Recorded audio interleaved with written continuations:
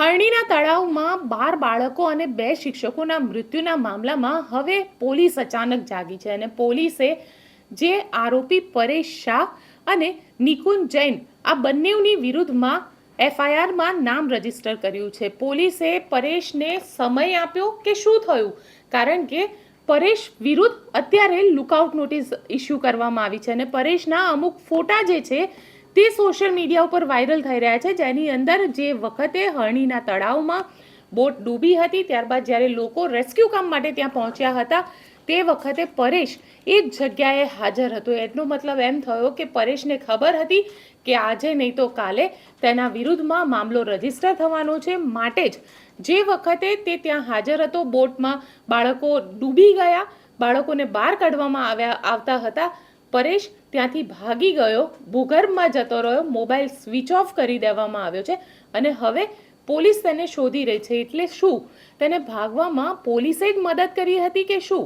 કારણ કે સવાલ એ પણ ઊભો થાય છે કે પહેલા જ દિવસથી જે વખતે બોટ ડૂબી હતી તે જ વખતથી ચર્ચા થઈ રહી હતી કે આખા મામલાની પાછળ પરેશ શાહ નામનો વ્યક્તિ છે અને પરેશ શાહ જે ભારતીય જનતા પાર્ટીના નેતાઓ સાથે ગરોબો રાખે છે તે વ્યક્તિને આજ આખા મામલામાં મુખ્ય આરોપી તરીકે છે. તો કેમ પોલીસે તે જ વખતે તેને રાઉન્ડ અપ નહોતો કરી લીધો? શું પોલીસ તેને સમય આપી રહી હતી? આજે અનુપમસિંહ ગહેલોતે પ્રેસ કોન્ફરન્સ કરી અને પ્રેસ કોન્ફરન્સમાં ઘણા બધા બીજા ખુલાસા પણ કર્યા છે. સાંભળીએ. તો જે સમયના જે કોર્પોરેશનના શાસકો હતા, મેયર અથવા તો સ્ટેન્ડિંગ કમિટી ચેરમેન, એમને આરોપી બનાવશે? અત્યારે તપાસ ચાલુ છે. તપાસના આગળ જે રીતે ક્રિમિનલ નેગ્લિજન્સી જેના આવશે આ રીતે કાર્યવાહીઓ થશે. અત્યારે અમે જો મેન આરોપીઓ છે એના પકડવા માટે જો પૂરા ચક્રો ગતિમાન છે. એક વખત આવી જાય પછી ફર્ધર જે રીતે ઇન્વેસ્ટિગેશન રહેશે આ રીતે આગળ આવતા રહેશે.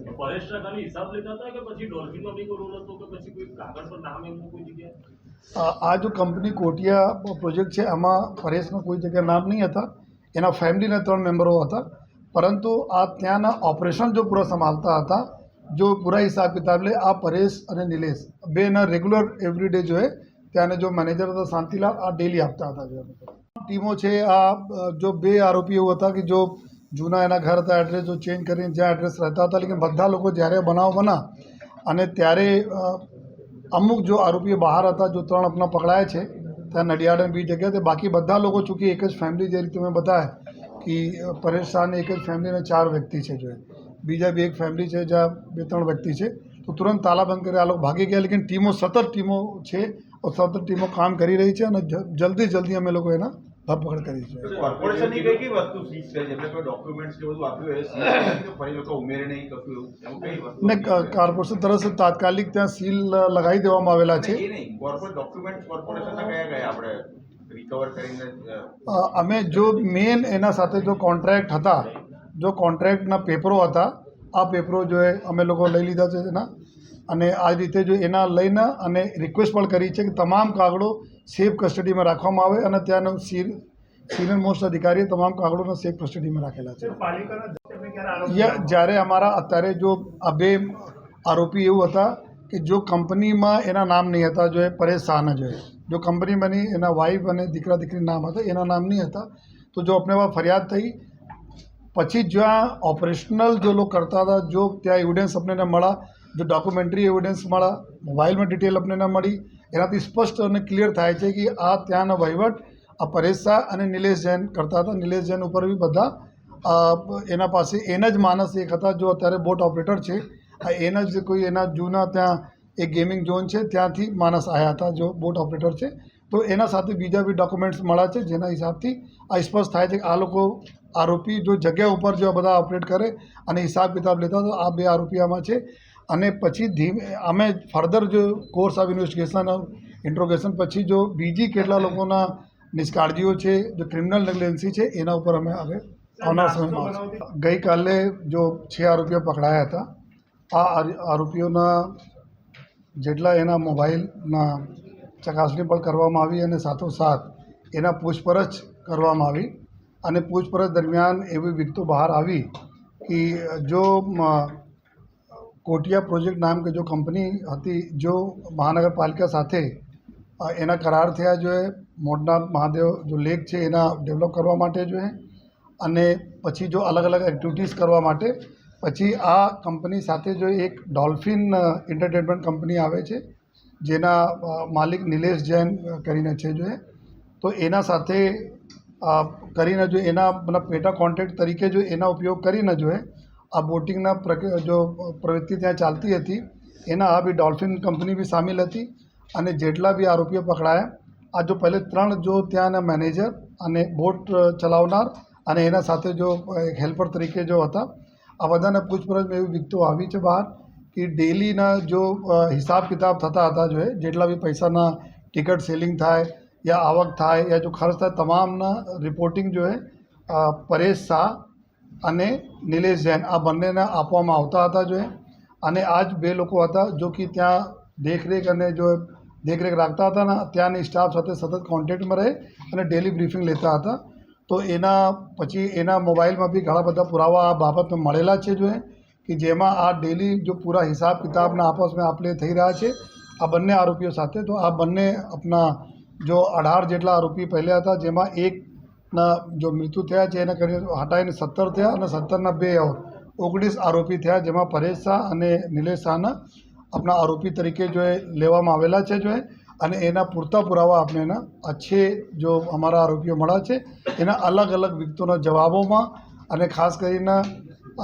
જો આ લોકો આપણે વાતો કરી જો 3 બીજા ડાયરેક્ટરો હતા આ લોકો બી જવાબમાં એવો સ્પષ્ટ થાય છે જો કે એના ડાયરેક્ટર બનાવવામાં જો પરેશભાઈના રોલ હતા જો આ પરેશભાઈ એના તો ડાયરેક્ટર બનાવ્યા હતા જો અને જો એના 3 જો ત્યાંના કામ કરવાવાળા હતા એના જો અમે ટેકનિકલ જેટલા બી મળ્યા છે પુરાવા જોઈએ અને આ પુરાવા હિસાબથી આ 2 આરોપીઓ આપણા નવા ઉમેરવામાં આવેલા છે જેના બી ધરપકડ કાર્યવાહી ચાલુ છે તો આ પરેશ શાહ એના વાઈફ એના દીકરા અને દીકરી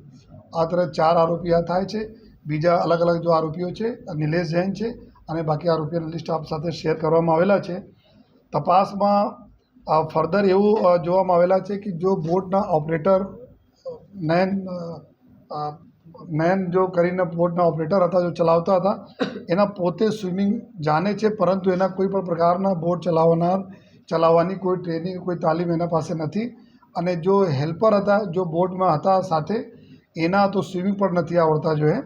અને આ પ્રકારના આ બંને લોકો ત્યાં ગયા હતા જોઈએ અને પછી આ આરોપીઓના ઉપર જો ત્યાં આપણા આરપીઓ પાસપોર્ટ ઓફિસથી બી ડિટેલ લઈને તમામ લોકો પર LOC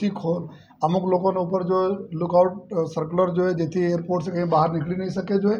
એવા ખોલવામાં આવેલા છે અને અમુક માટે જો કાર્યવાહી ચાલુ છે જોઈએ આ બી જો આજ પૂર્ણ થઈ જશે બધાને ખોલવા માટે તો તમામ એરપોર્ટ ઉપર બી અમે રિક્વેસ્ટ કરી છે કોઈ આ પ્રકારના કોઈ આ નામોવાળા પાસપોર્ટવાળા જાય તો તાત્કાલિક ત્યાં એના જો રોકીને પછી આ ફર્ધર કાર્યવાહી માટે આપણે કોન્ટેક્ટ કરે જોઈએ અને સાથોસાથ જો આ કેસના બરાબર જો કોર્ટમાં એના સરસ રીતે જો જીરા થાય અને પુરાવો કોઈ બાકી નહીં રહી જાય અને ડેલી આપણે મદદ મળે જો તપાસમાં એના માટે જો સ્પેશિયલ પીપીના બી નિમણૂક કરવા માટે એક કાર્યવાહી ચાલુ છે જો એના ટૂંક સમયમાં એના બી જો સ્પેશિયલ પબ્લિક પ્રોસિક્યુટર બી એમાં નિમવામાં આવશે જો અને અત્યારે જો નામદાર કોર્ટમાં પણ જો રિમાન્ડની કાર્યવાહી ચાલુ છે જો મળશે જે પ્રકારનો નિર્ણય આવશે નામદાર કોર્ટના આ સાથે જો જાણ કરવામાં આવશે જો સમગ્ર આપણા લેક ઝોનના જેટલા બી ત્યાં લોજિસ્ટિક છે જ્યાં ઇન્ફ્રાસ્ટ્રક્ચર છે જો કોન્ટ્રાક્ટમાં કોર્પોરેશનના કોન્ટ્રાક્ટમાં જેના માટે જોગવાઈઓ થઈ હતી કે એટલા રાખવાના છે કે નહીં આ બી પુરાવા ભેગા FSLના સાથે રાખીને જોઈએ આ પુરાવા ભેગા કરવામાં આવ્યા છે અને અત્યારે કરવામાં આવી પણ રહ્યા છે દાખલા તરીકે કેટલા જેટીસ છે જેટલા બી એના પાસે લાઈફ સેવિંગ જેકેટ્સ મળ્યા કેટલા વેટ કરી શકતા હતા કેટલા જૂના છે ખરેખર કામ કરતા હતા કે નહીં આ તમામ જેટલા બાબતો છે આ FSLના સાથે લઈને કામગીરી ચાલુ છે જો આપણી સાથે પછી ફ્યુચરમાં જે રીતે આપણી સાથે શેર કરવામાં આવશે.